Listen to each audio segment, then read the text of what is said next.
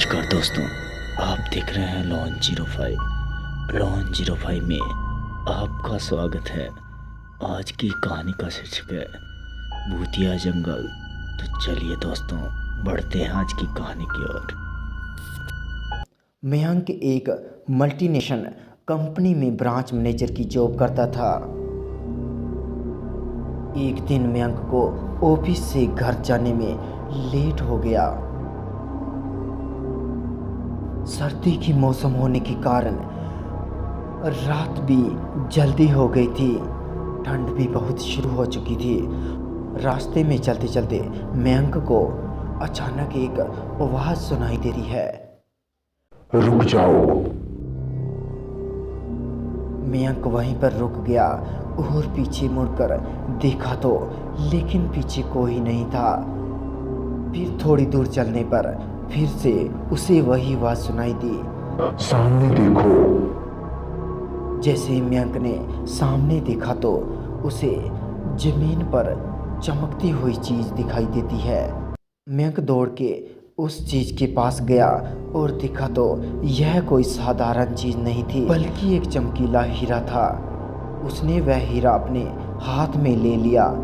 उसकी चमक देखकर मयंक की खुशी का ठिकाना ना रहा।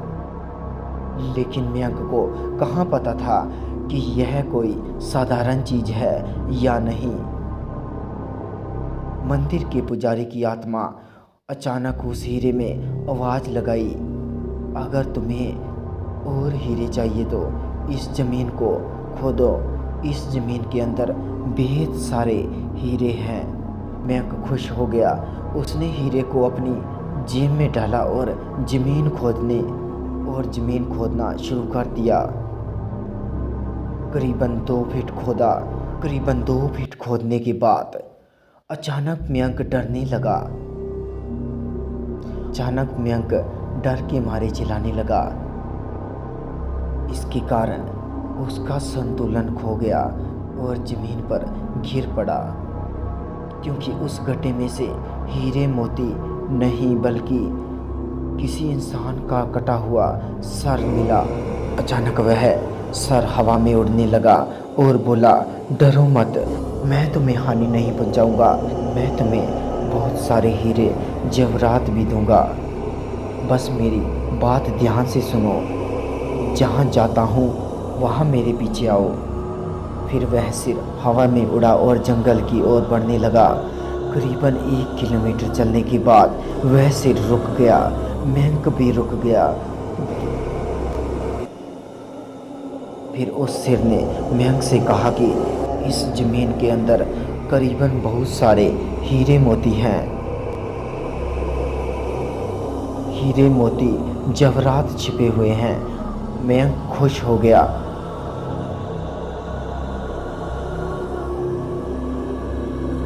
और उस ज़मीन को खोदना शुरू कर दिया। खोद के उस ज़मीन के नीचे हीरा मोती तो नहीं मिले, बल्कि उस सिर का कटा हुआ धड़ मिला। उस सिर ने कहा, अब तुम्हें एक आखिरी काम करना है, उसके बाद मैं तुम्हें माला माल कर दूंगा। तुम्हें कहीं से भी 1 लोटा खून लाना होगा। मयंक ने बोला, 1 लोटा खून, 1 लोटा खून। अब मैं 1 लोटा खून कहाँ से लाऊंगा? सिर ने कहा, चलो मेरे साथ। वो डरावना चेहरा मयंक को साथ लेकर थोड़ी दूर पे ले गया।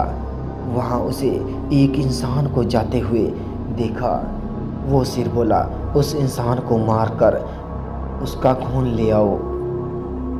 मयंक डर गया और बोला, नहीं नहीं, यह मुझसे नहीं होगा, मैं यह नहीं कर सकता। अगर तुमने यह काम नहीं किया तो मैं तुझे बेहद बड़ी मुसीबत में डाल दूंगा, फिर तुम्हारी पूरी ज़िंदगी नरक बन जाएगी। मयंक ने हाथ जोड़कर उसे कहा, मुझे माफ़ कर दो। अगर मैंने उसे मारा तो मुझे पुलिस गिरफ्तार कर लेगी और मुझे जेल नहीं जाना। उस सिर ने मंत्र तंत्र से एक छुरी और लोटा बना दिया और गुस्से से बोला, अगर तुम मेरा यह काम नहीं करोगे तो मैं तुम्हारे पूरे परिवार को मौत के घाट उतार दूंगा। मयंक ने मजबूरी में आकर उस आदमी को मार डाला और उसका खून लेकर उस सिर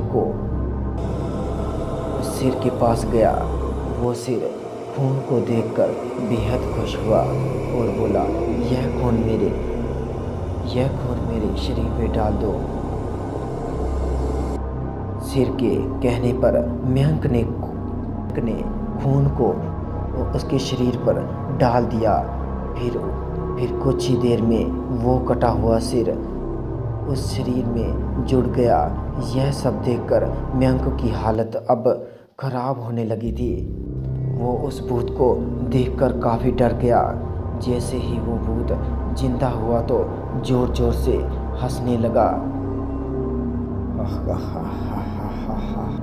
और डरावनी आवाज़ में बोला, तुमने बेहद बड़ी गलती कर दी कि तुम्हें मुझे फिर से जिंदा कर दिया। अब मैं सिर्फ तुम्हें ही नहीं बल्कि इस पूरे शहर को मौत के घाट उतार दूंगा। डर के मारे मयंक के मुंह से आवाज़ भी नहीं निकल पा रही थी। वो अपनी जान बचाने के लिए वहाँ से दौड़ा, लेकिन उस भूत ने छलांग लगाकर मयंक को ज़मीन पर ही गिरा दिया और बोला, मुझे बेहद भूख लगी है, अब मैं तुम्हारा मांस खाऊंगा। जैसे ही उस भूत ने मांस खाने के लिए आगे बढ़ा, तुरंत ही उसका सिर धड़ से अलग हो गया। मयंक समझ नहीं पा रहा था कि आखिर यह चमत्कार कैसे हुआ। जब मयंक ने पीछे मुड़कर देखा तो एक अघोरी बाबा खड़े थे।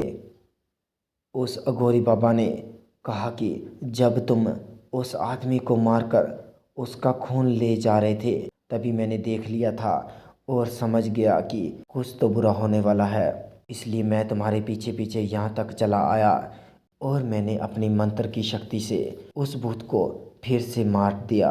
अब तुम निश्चित होकर अपने घर जाओ, अब तुम पर कोई भी खतरा नहीं है।